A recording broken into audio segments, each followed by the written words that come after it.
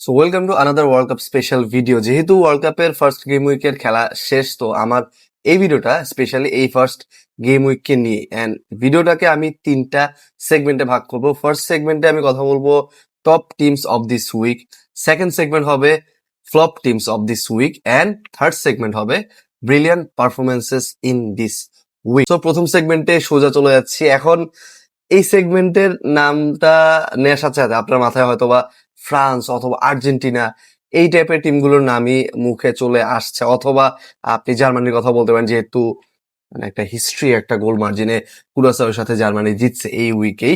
But আমার মতে এই উইকের বেস্ট টিম হচ্ছে ইংল্যান্ড। সো আমি এই top teams of this week আমি মূলত চারটা টিমকে রাখবো, অ্যান্ড আমার কাছে বেস্ট টিম হচ্ছে এই উইকের ইংল্যান্ড, যারা গতকাল রাতে ক্রোয়েশিয়াকে 4-2 গোলে হারিয়ে দিছে। হ্যাঁ, অবভিয়াসলি ওয়ার্ল্ড কাপ শুরুর আগে আমরা যখন লাইক ফেভারিট দলদেরকে নিয়ে কথা বলছিলাম যে কারা হয়তো বা এবার ওয়ার্ল্ড কাপ জিতার সবচেয়ে যোগ্য দাবিদার, এখানে দেখা গেছে ম্যাক্সিমামই Argentina, Spain, Portugal, France, even Brazil পর্যন্তই সীমাবদ্ধ ছিল। বাট যে দুইটা দল, স্পেশালি যে দুইটা দলের কথা আসলে বলাই হয় নাই, এই দুইটা দল হচ্ছে আমার মনে হয় ইংল্যান্ড অ্যান্ড জার্মানি। সো এই দুই দলই কিন্তু আমাদেরকে ফার্স্ট গেম উইকে মোটামুটি সারপ্রাইজই করে দিছে। হ্যাঁ, ইংল্যান্ডের পারফরমেন্স আপনি বলতে পারেন যে 4-2 গোলের মার্জিনে জিতছে, not a big performance. But আমি বলবো যে Croatia is not a small team.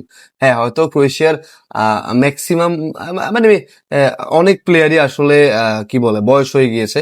তো ওই চিন্তা করে আপনি বলতে পারেন যে ক্রোয়েশিয়া হয়তো বা এই ওয়ার্ল্ড কাপে, আমরা লাস্ট 2 ওয়ার্ল্ড কাপে ক্রোয়েশিয়া থেকে যে পারফরমেন্স পেয়েছে ওই রকম পারফরমেন্স হয়তো বা এই ওয়ার্ল্ড কাপে পাবো না। এন্ড আমি আমার প্রেডিকশন ভিডিওতে ওইটাই বলছিলাম যে ক্রোয়েশিয়া হয়তো বা লাস্ট 2 ওয়ার্ল্ড কাপের থেকে এবার একটু দুর্বল টিম কম্পারেটিভলি। সো ইংল্যান্ড আসলে ওই জিনিসটাকেই প্রপারলি ইউটিলাইজ করতে পারছে আমার মনে হয়। And Harry Kane dropped a master class once again with England team. So আমার মনে হয় যে ইংল্যান্ড এই উইকের বেস্ট টিম হতেই পারে। সো সেকেন্ড যে টিমটা, এটা হচ্ছে জার্মানি। আর্জেন্টিনাও না, ফ্রান্সও না, জার্মানি। বিকজ জার্মানিকে কিন্তু আমরা ওয়ার্ল্ড কাপের শুরুতে একদমই বলতে গেলে একদমই সমীহ করছিলাম না। বিকজ 2014 সালে জার্মানি জিতার পর থেকে, ওয়ার্ল্ড কাপ জিতার পর থেকে কিন্তু তাদের একটা ডাউনফল শুরু হয়। অ্যান্ড এই ওয়ার্ল্ড কাপে এসে হয়তো বা তারা এই ডাউনফল থেকে আবার ওই তাদের আগের পজিশনটা রিগেন করার চেষ্টা করছে। অ্যান্ড কুরাসাওয়ার বিপক্ষে এই যে পারফরমেন্সটা, এটা একটা কি বলে সতর্কবার্তা ছিল বাকি টিমগুলোর জন্য। 7-1 জিতা ভাই, আপনি কুরাসাওয়ের বিপক্ষে বলেন অথবা যে কোনো দলের বিপক্ষে বলেন, এটা আসলে কখনোই ইজি না। কারণ স্পেন কেন পারলো না তাহলে কেপ ভার্দের বিপক্ষে একটা উইন নিতে পারলো না? এই হিসেবে আমার মনে হয় যে Germany is the second best team in this game week. And third best team France নাকি Argentina? I will say Argentina. Because Algeria কিন্তু সহজ কোনো প্রতিপক্ষ না এবার ওয়ার্ল্ড কাপে।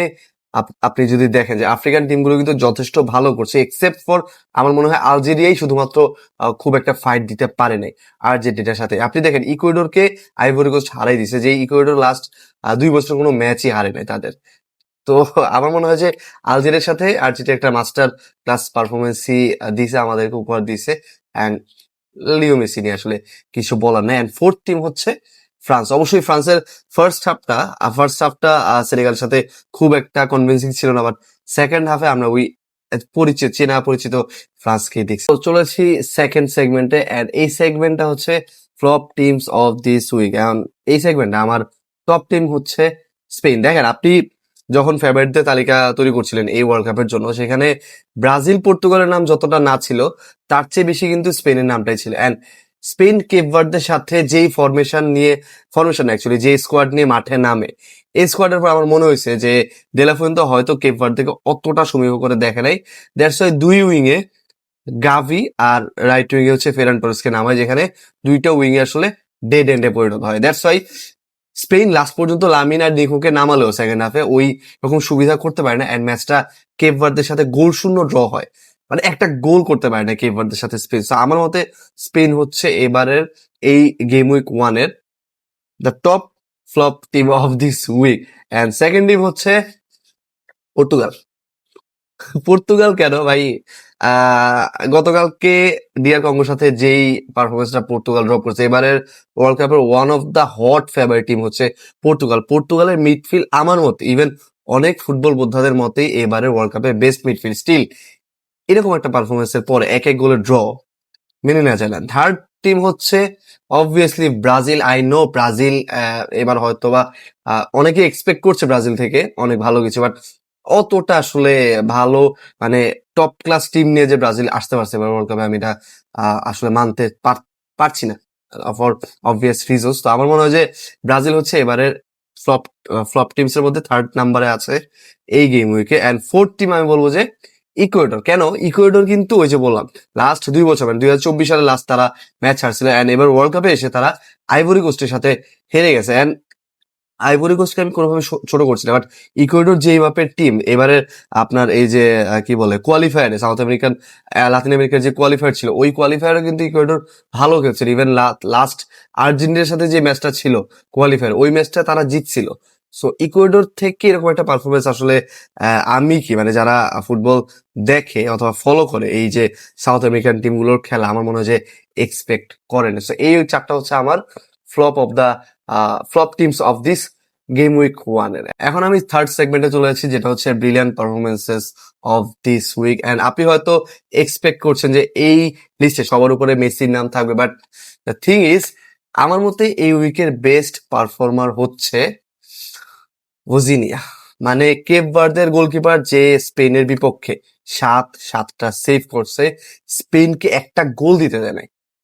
মানে আমি কি বলবো, 40 বছর বয়সী এই গোলকিপারকে আমি যদি টপ পারফর্মারের লিস্টে সবার উপরে না রাখি, আমার মনে হয় যে এটা আসলে কি বলবো, এটা ঠিক হবে না। সো আমার মতে Vozinha is the top performer of this week. And second পজিশনে অবশ্যই the goat, the goat himself is in the second position. Hattrick, world কাপে তার ফার্স্ট হ্যাট্রিক, অ্যান্ড 39 বছর বয়সে এসে সবচেয়ে বর্ষিয়ান প্লেয়ার হিসেবেই সে ওয়ার্ল্ড কাপের ইতিহাসে হ্যাট্রিক করছে। অ্যান্ড মানে এই হ্যাট্রিকের মাধ্যমে সে কিন্তু অলরেডি ওয়ার্ল্ড কাপের টপ স্কোরারের তালিকায় সবার উপর চলে গেছে মিরোস্লাভ ক্লোসের সাথে। এখন কম্বাইন্ডলি টপ পজিশনে আছে। And third best player of this week আমার মতে আই উড সে, কার নাম দিব, হ্যারি কেইন নাকি কি বলবো যে কি বলে আপনার কিলিয়ান এমবাপ্পে? আমি বলবো যে হ্যারি কেইন।